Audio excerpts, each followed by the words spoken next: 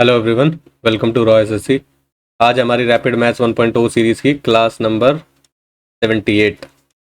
जो भी बच्चे प्रिपेयर कर रहे हैं CGL, CHSL, CPO, MTS के लिए और मैथ्स की प्रिपरेशन करना चाहते हैं तो आप ये वाली सीरीज़ फॉलो कर सकते हैं। और अगर आपका प्रिपरेशन पहले से चल रहा है, आपने एक बारी कोर्स कवर किया हुआ है और मैथ्स के मॉक की प्रैक्टिस करना चाहते हैं, वहाँ से ये सीखना चाहते हैं कि आप टाइम कैसे मैनेज करोगे, 25 क्वेश्चन को करने का एक अच्छा तरीका क्या होता है आपके लिए जो पेपर में आपके लिए फ्रूटफुल हो।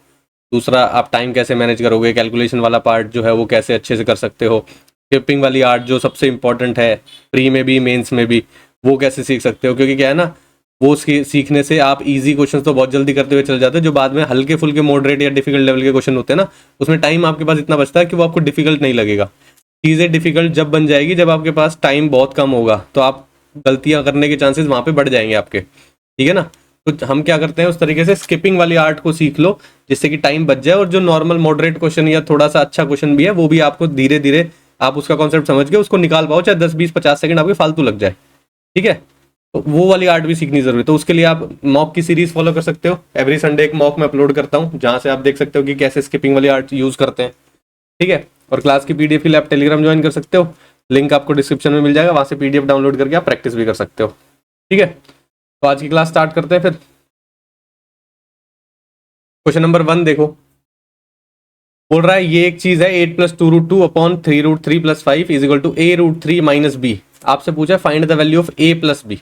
अब देखो क्या करना पड़ेगा हमें इस तरह के क्वेश्चन में, इस वाले पार्ट को तो पहले सॉल्व करना पड़ेगा, फिर ही तो आप कंपेयर कर सकते हो इससे, तो ताकि आपको a और b की वैल्यू मिले। तो ये वाला पार्ट सॉल्व करने के लिए आप सबसे पहले क्या करोगे, रेशनलाइज करोगे। यहाँ पे समझ रहे हो, रेशनलाइज करना पड़ेगा। तो आप यहाँ पे देखो 8 + 2√3 लिखा हुआ है अपॉन 3√3 + 5 लिखा हुआ है, ठीक है। इसको रेशनलाइज करोगे तो आप ऊपर नीचे 3√3 - 5 और 3√3 - 5 से मल्टीप्लाई डिवाइड करोगे, ठीक है।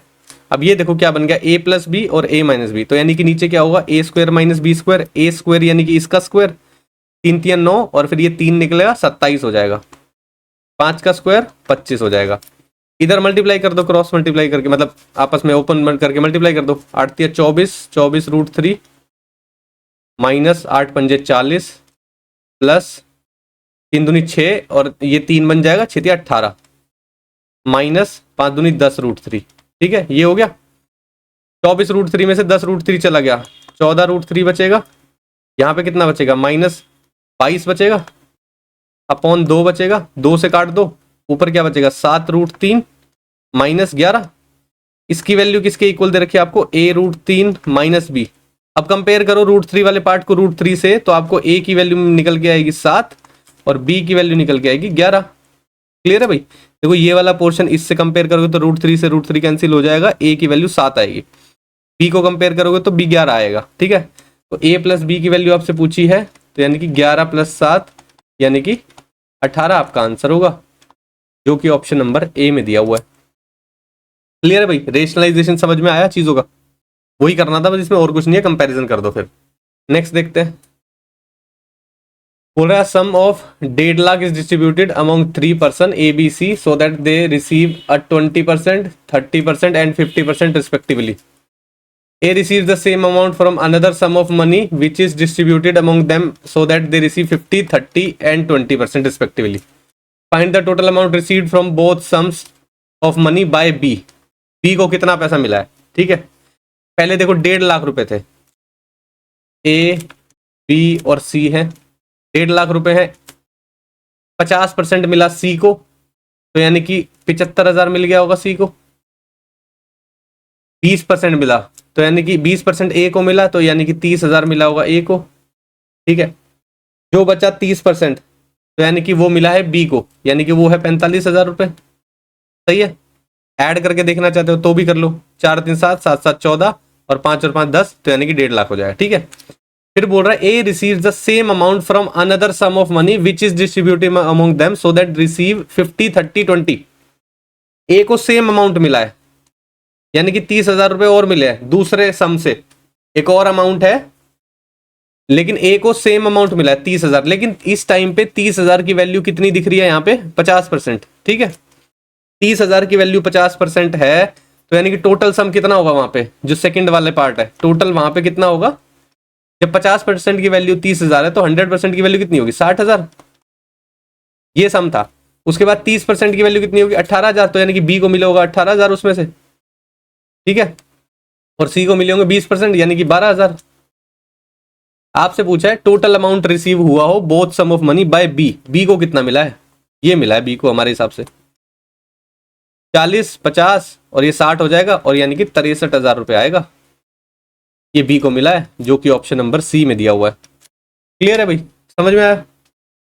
कोई मुश्किल नहीं है, स्टेटमेंट लंबी है बस, और कुछ नहीं है इस क्वेश्चन में, ठीक है ना। नेक्स्ट देखते हैं। कॉस थीटा की वैल्यू दी हुई है, ये आपको निकालना है tan square theta plus x square theta. तो आप ट्रायंगल बना लो। कॉस थीटा क्या होता है, बेस अपॉन हाइपोटेन्यूस। तो बेस कितना है 5, हाइपोटेन्यूस कितनी है 13, परपेंडिकुलर कितना आ जाएगा 12, पाइथागोरस लगा दो। tan स्क्वायर थीटा यानी कि 12/5 का square plus sex square theta 13/5 का स्क्वायर। ये हो गया 25, 144/25 प्लस 169/25, ठीक है। एलसीएम लोगे 25 आ जाएगा। ऊपर कितना है 9 और 4 13, 6 और 4 10 और 1 11, 1 और 1 2 और 1 3, 313/25 आना चाहिए, जो कि है ऑप्शन नंबर बी में। क्लियर, सिंपल क्वेश्चन है भाई। बस ट्रायंगल बनाना है और आपको ट्रिग्नोमेट्रिक रेशियो की वैल्यू निकालनी है। ये आपको पता ही होना चाहिए कि cos थीटा क्या होता है, b/h होता है, tan थीटा क्या होता है, p/b होता है, sec थीटा क्या होता है, h/b होता है, ठीक है। नेक्स्ट देखते हैं। बोल रहा है the sum of weights of a and b is 80 kg। a plus b का वेट कितना है 80 किलो। 50% ऑफ a का वेट, 50% यानी कि 1/2 ऑफ a का वेट, ये कितना है 5/6 टाइम्स है b के।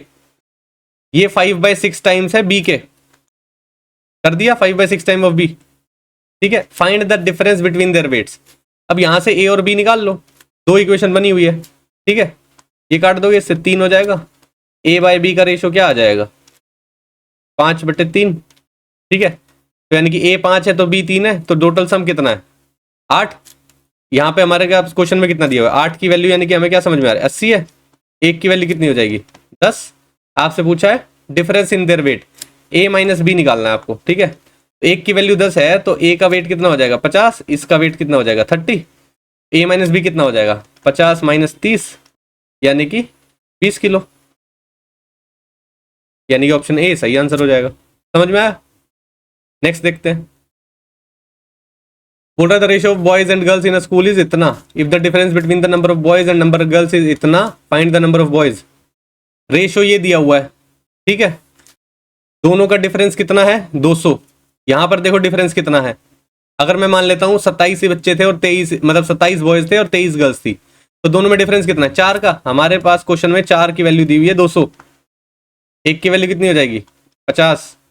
आपसे पूछा नंबर ऑफ बॉयज, यानी कि नंबर ऑफ बॉयज है 27, तो 27 की वैल्यू कितनी हो जाएगी 27 × 50, सही है।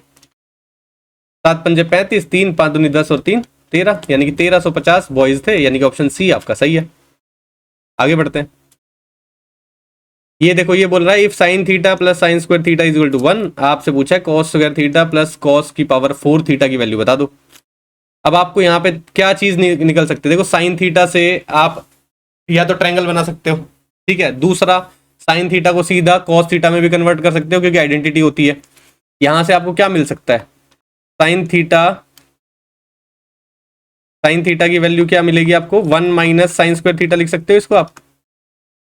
तो साइन थीटा की वैल्यू क्या हो गई, ये क्या होता है 1 माइनस साइन स्क्वायर थीटा क्या होता है कॉस स्क्वायर थीटा।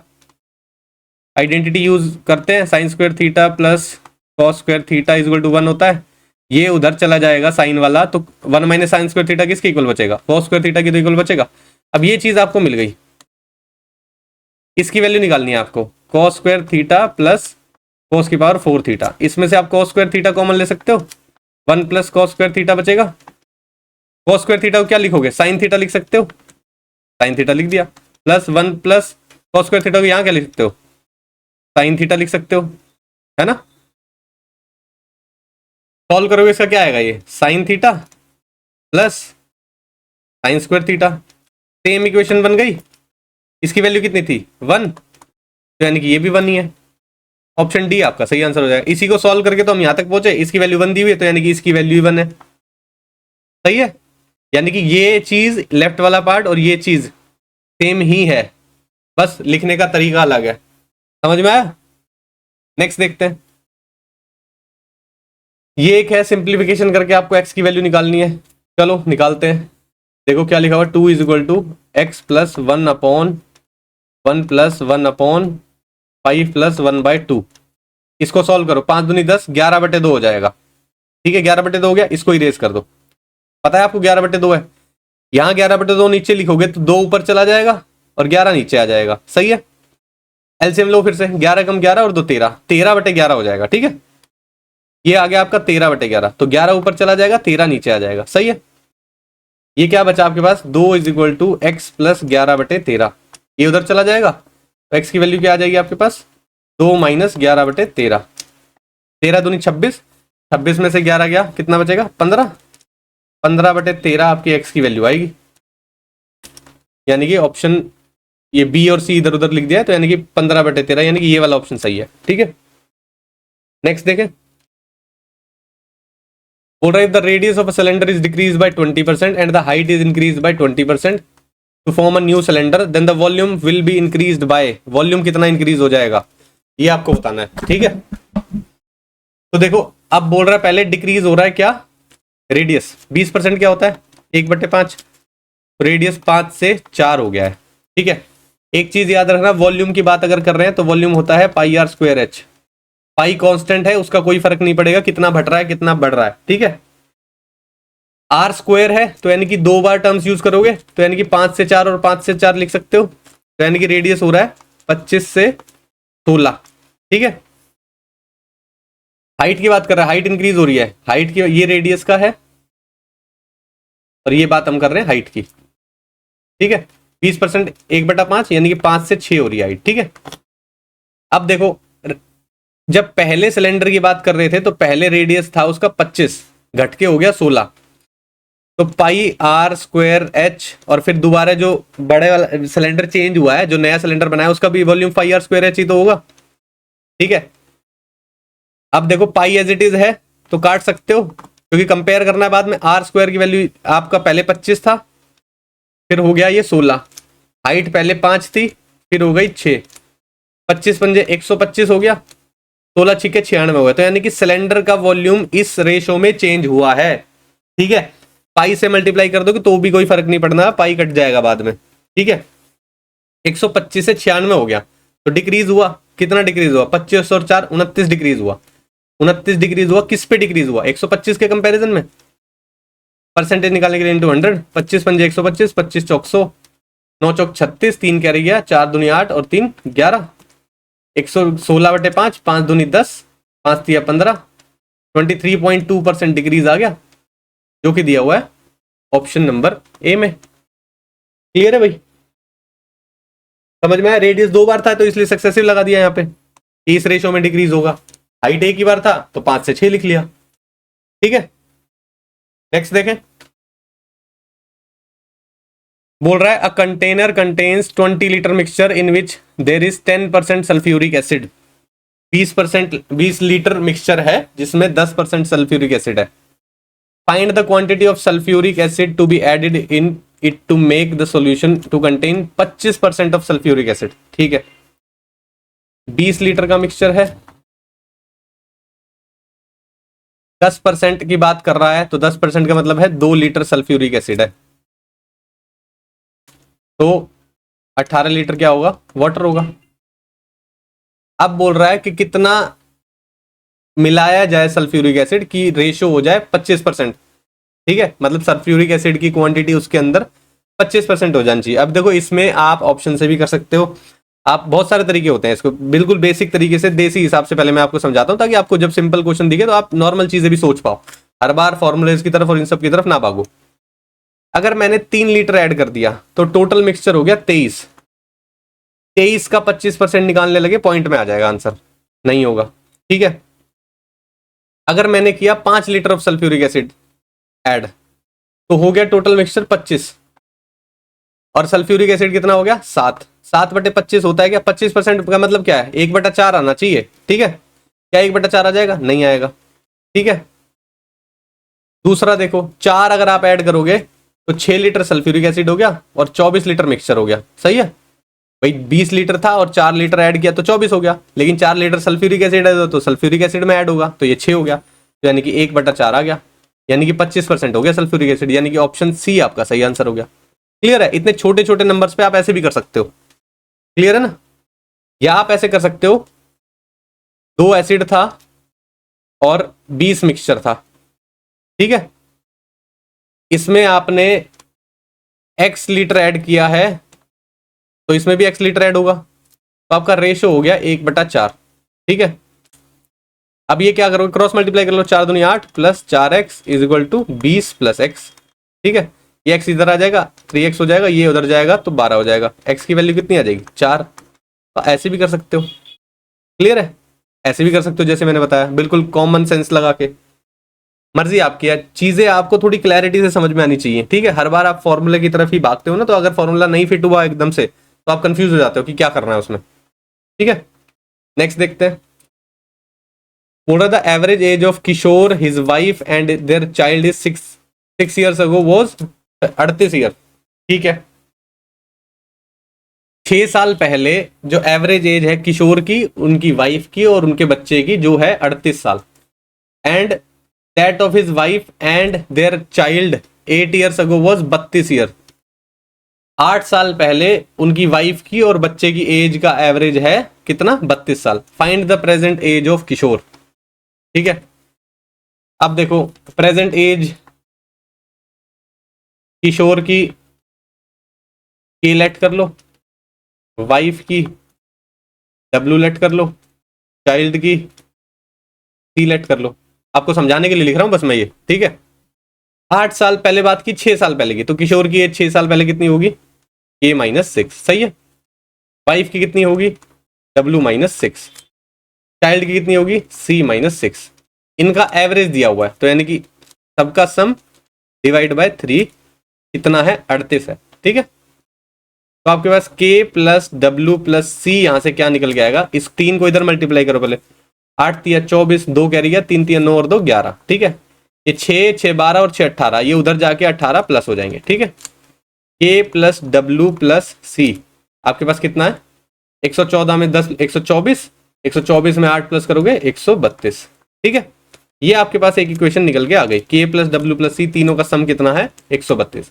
अब उसने कहा and that of his wife and their child 8 years ago, wife की 8 ईयर्स अगो ये एज होगी, चाइल्ड की 8 ईयर्स अगो ये एज होगी, दोनों का एवरेज बोल रहा है ये होगा 32 साल, ठीक है। मल्टीप्लाई कर दो इधर, 64 हो जाएगा। वाइफ प्लस चाइल्ड की एज कितनी हो जाएगी, 8 और 8 16, ये माइनस का 16 होगा, उधर जाके प्लस का 16 हो जाएगा, ठीक है। वाइफ प्लस चाइल्ड की एज कितनी होगी, 60 70 80, ठीक है। अगर ये 80 होगी, W प्लस C 80 है, तो K की वैल्यू कितनी निकल के आएगी, ये 80 जाके उधर माइनस हो जाएगा तो 52 बचेगा, K की वैल्यू 52 निकल के आ जाएगी आपके पास, सही है। प्रेजेंट एज ऑफ किशोर पूछा था, प्रेजेंट एज ऑफ किशोर हमने K लेट की थी, तो K की वैल्यू 52 निकल के आई है, जो कि ऑप्शन नंबर C में दिया हुआ है। समझ में आया भाई, जो इक्वेशन में लिखा है वही मैंने लिखा है और उसको सॉल्व किया है बस, और कुछ नहीं किया, ठीक है। नेक्स्ट देखें, the ratio of the height and the diameter of a right circular cone is इतना, रेशियो दिया हुआ है हाइट का और डायमीटर का, वॉल्यूम दिया हुआ है इतना, प्लांट हाइट निकालनी है आपको। वॉल्यूम का फॉर्मूला क्या होता है, 1/3 पाई r स्क्वायर h, कोन की बात कर रहा हूं मैं यहाँ पे, आपको वैल्यू दी हुई है इसकी 2200/7, ठीक है। तो यानी कि 1/3 पाई की वैल्यू 22/7 r स्क्वायर, हाइट का दिया हुआ है डायमीटर का, तो डायमीटर के बाद 6, देखो हाइट और डायमीटर की बात कर रहा है यहाँ पे, 6:5, हाइट और रेडियस का मैं निकालने लगूंगा तो 6:5/2 हो जाएगा, ये दो मैं इधर मल्टीप्लाई कर दूं 12:5 हो जाएगा, सही है। अब आपसे यहाँ पे वैल्यू पुट करनी है, आर स्क्वायर की वैल्यू पुट कर दो, यानी कि 25x मान लो, 25x स्क्वायर, अगर 12x और 25x 5x मान रहे हो तो इसका स्क्वायर लिखना है आपको, तो 25x स्क्वायर हो गया। h की वैल्यू कितनी है 12x, इसकी वैल्यू आपको 2200/7 दी हुई है, 7 से 7 कैंसिल कर दो, 22 से काटोगे ये किस पे चला जाएगा 100 पे, 25 से इसको काटोगे किस पे चला जाएगा 4 पे, और क्या है 4 से इसको काट दोगे कितने चला जाएगा 3 पे, 3 से इसको काट दो, एक्स क्यूब की वैल्यू क्या आ जाएगी आपके पास 1, तो यानी कि एक्स की वैल्यू भी 1 है। सही है। स्लांट हाइट आपको निकालनी है। स्लांट हाइट क्या होती है, इस वाली साइड को बोलते हैं एल, रेडियस कितना है, रेडियस है 5 और हाइट कितनी है 12, तो स्लांट हाइट कितनी आ जाएगी 13, पाइथागोरस थ्योरम से। ऑप्शन सी आपका सही आंसर हो जाएगा। क्लियर भाई, समझ में आया? आगे बढ़े। ये देखो क्वेश्चन दिया हुआ है, in triangle A B C P and Q R points on A B and A C respectively such that A P is equal to 1, इसकी वैल्यू 1 है, पी बी की वैल्यू 3 है, ए क्यू की वैल्यू 1.5 है, C Q की value 4.5 है। ठीक है। If the area of triangle A P Q, इसका 12 सेंटीमीटर स्क्वायर एरिया दिया हुआ है, आपसे पूछा नीचे वाले का एरिया बता दो। अब देखो एरिया का रेशो साइड के रेशो के स्क्वायर के इक्वल होता है जब दोनों ट्रायंगल सिमिलर होते हैं। सिमिलैरिटी समझा चुका हूं, दोनों ट्रायंगल सिमिलर होंगे, ये वाला एंगल कॉमन है और ये वाली चीज बेसिकली पॉइंट्स दिए हुए हैं, तो ये वाला एंगल इसके इक्वल है, ये वाला एंगल इसके इक्वल है ना। या साइड्स का रेशियो देखो 1/3 है, तो यहाँ पे भी 1/3 है। जब साइड्स का रेशियो इक्वल है तो ट्रायंगल सिमिलर होंगे। ठीक है, तो इस तरीके से भी समझ सकते हो, साइड का रेशियो इक्वल दिया हुआ है। अब देखना, जब साइड्स के रेशियो की बात कर रहा है तो एरिया अगर इसका 12 है तो बड़े वाले का अगर मान लूं मैं x है तो उनकी साइड के रेशियो के स्क्वायर के इक्वल होगा, यानी कि छोटे वाले की साइड 1 और बड़े वाले की साइड ये पूरी 4, इसका स्क्वायर होना चाहिए। सही है। 12/x की वैल्यू कितनी है 1/16, x की वैल्यू कितनी आ गई 12 × 16। सही है, यानी कि आपके पास आ गया 12 × 6 = 72, 7 कैरी गया, 12 कम 12, 12 और 7 19। ठीक है, 192 आपके पास निकल के आ गया। ये कौन सा है, बड़े वाले ट्रायंगल का एरिया, ये बेसिकली एरिया है ए बी सी ट्रायंगल का एरिया है ये। ठीक है, आपसे पूछा है BPQC, अगर मैं इसमें से एरिया ऑफ ABC में से माइनस कर दूं एरिया ऑफ APQ तो निकल के आ जाएगा BCP है ना, या BPQC बोल लो आप उसको। तो यानी कि 192 में से मैं 12 माइनस कर दूं तो कितना हो जाएगा 180।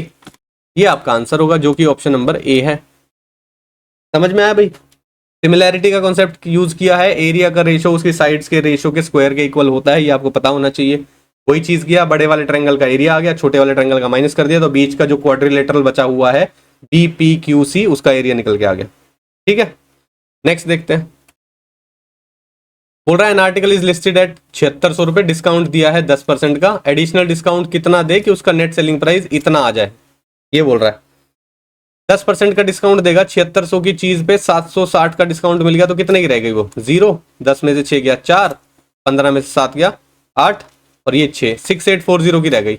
अब उसके बाद कुछ डिस्काउंट और मिला है उसको, तो उसके बाद उसकी वैल्यू 5814 हो गई, है ना। कितने का डिस्काउंट मिला होगा 6840 में से 5814 माइनस कर दो, ये बचा 3 में से 1 गया 2, ठीक है, 8 में 0, 1026 का डिस्काउंट मिला है, 1026 का।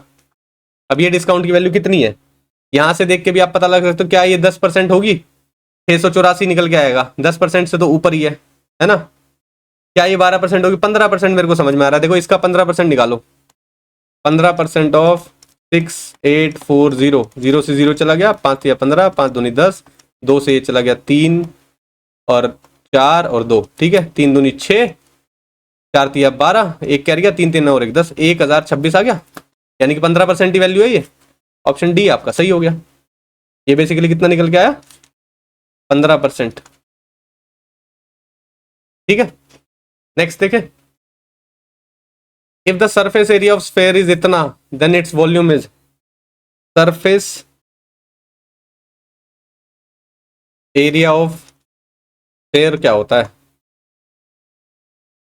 4πr³ या 4πr², है ना, 4πr² होता है। वॉल्यूम होता है उसका, वॉल्यूम ऑफ स्फेयर 4/3πr³। ठीक है, अब आपको ये दिया हुआ है कितना 1386 दिया हुआ है, इज इक्वल टू 4 इंटू 22/7, ठीक है, इंटू आर स्क्वायर। 11 से काटो, 11 दूनी 22, 11 एकम 11, 2 बचा 28, 11 दूनी 22, 6 बचा, 11 6 66, ठीक है। 4 दूनी 8, 8 से सीधा काट दो, 8 एकम 8, जा रहा है पूरा? नहीं जा रहा, नहीं जा रहा आई थिंक, है ना। तो ये किससे कट जाएगा अब? 4 से काटने की कोशिश करो, 4 से नहीं जा रहा, 2 से जाएगा बस, ठीक है। तो 2 से काट दो इसको, ये हो जाएगा कितना? 63, ठीक है। अब आपके पास बच गया 63 इंटू 7/4, ठीक है, is equal to R square. इसको क्या लिख सकते हो? 9 सत्ते 63 इंटू 7/4, ये आर स्क्वायर की वैल्यू आ गई। आर की वैल्यू क्या निकल के आ जाएगी? 7 आ गया, इधर से 3 आ गया, 21 हो गया, और 4 से 2 निकल के आ गया, 21/2 आ गई वैल्यू, ठीक है। वॉल्यूम निकाल दो, 4/3 22/7 इंटू 21/2 इंटू 21/2 इंटू 21/2, सही है। 2 से 2 4 तो ये चला गया, 2 से ये काट दोगे 11 पे चला गया, 7 या 21 ये चला गया, तो आपके पास बचा 11 इंटू 21 का स्क्वायर 441, सही है, 441 है ये। 11 कम 11, 11 चौक 44, 1 45, 4 कैरी गया, 11 चौक 44 और 4 48, 4851 सेंटीमीटर क्यूब आएगा। ये स्क्वायर गलत लिखा हुआ है यहाँ पे, सारी जगह सेंटीमीटर क्यूब आएगा, ठीक है। वॉल्यूम की बात हो रही है, 4851 सेंटीमीटर क्यूब, यानी कि ऑप्शन डी आपका सही आंसर होगा, ठीक है। समझ में आया भाई? यहां से आर की वैल्यू निकाल दी, आर की वैल्यू यहां पुट करके वॉल्यूम निकाल दिया। नेक्स्ट देखते हैं, सिंप्लीफिकेशन का क्वेश्चन है, बड़ा ही आसान क्वेश्चन है, बॉड मास लगाना है, तो ब्रैकेट के अंदर की पहले चीजें सॉल्व करो। पहले इसको सॉल्व कर लें, इस वाली चीज को। 55 को 5 से डिवाइड करोगे तो क्या आएगा? 11। 16 में से 11 चला गया, कितना बचेगा? 5, तो ये तो बच गया 5 माइनस। अब देखो, पहले इसको सॉल्व करोगे, ऑफ को, 4 तिया 12 हो गया, तो ये हो जाएगा 96/12, ठीक है। और ये ब्रैकेट के बाहर 5 चल रहा है, सही है। अब ब्रैकेट के अंदर सॉल्व करके क्या आएगा? 5 माइनस 12 से इसको डिवाइड करोगे 8 हो जाएगा, 8 माइनस 5 बचेगा आपके पास, ठीक है। 5 माइनस 8 में से 5 चला गया, 3 बच गया, 5 में से 3 चला जाएगा, 2 आपका आंसर बचेगा, जो कि ऑप्शन नंबर सी में दिया हुआ है। क्लियर? आसान था, बॉड मास यूज किया है। क्या पहले ब्रैकेट के अंदर की चीज सॉल्व करो, फिर उससे पहले डिवाइड वाली चीज सॉल्व करो, माइनस प्लस वाली तो लास्ट में करते हैं बिल्कुल, ठीक है। तो वो चीज किया है। तो ये थे आज के 15 क्वेश्चन, ठीक है। आई होप आपको अच्छे लगे होंगे क्वेश्चन का लेवल ठीक लगा हो, क्योंकि मेंस लेवल के क्वेश्चन है ये, ठीक है। पुराने हैं बेसिकली, लेकिन मेंस लेवल के क्वेश्चन है, क्योंकि अब पैटर्न चेंज होने की बात हो रही है, थोड़ा लेवल अच्छा करने की भी बात हो रही है। तो आप जो रिसेंट के एग्जाम्स थे 2024 के, 22 के, 23 के, इनके मेंस के पेपर देखेंगे, और आप पीछे जाओगे तो 21 के, 20 के, 19 के, 18 के, इनके मेंस के पेपर देखोगे, तो काफी डिफरेंस आपको समझ में आएगा, ठीक है। तो आप इन सारे पैटर्न्स की तैयारी तो करोगे ही, जो रिसेंट के चल रहे हैं, जो थोड़े से पीछे के हैं ना, जिसमें थोड़े से अच्छे लेवल के क्वेश्चन है, स्टेटमेंट थोड़ी अच्छी पूछता है, कैलकुलेशन थोड़ी सी ठीक करवाता है, उन लेवल के क्वेश्चन की आप प्रिपरेशन करोगे साथ में, ताकि इन केस अगर जो चीजें चेंजेस हो रही हैं एसएससी में, अगर थोड़ा बहुत पेपर का लेवल अच्छा बनाने लग गए हैं, तो आपको ऐसा शॉक ना लगे कि ये क्या पूछ लिया, ठीक है। तो थोड़े से ठीक लेवल के क्वेश्चन की भी तैयारी करते रहेंगे साथ में, ठीक है भाई। और कोई डाउट हो तो आप मैसेज कर सकते हो, टेलीग्राम पे भी कमेंट में पूछ सकते हो, ठीक है। और फीडबैक बताना कि कैसा लगा क्लास। तो फिर आज की क्लास के लिए इतना ही रखते हैं, मिलते हैं नेक्स्ट क्लास में। Thank you.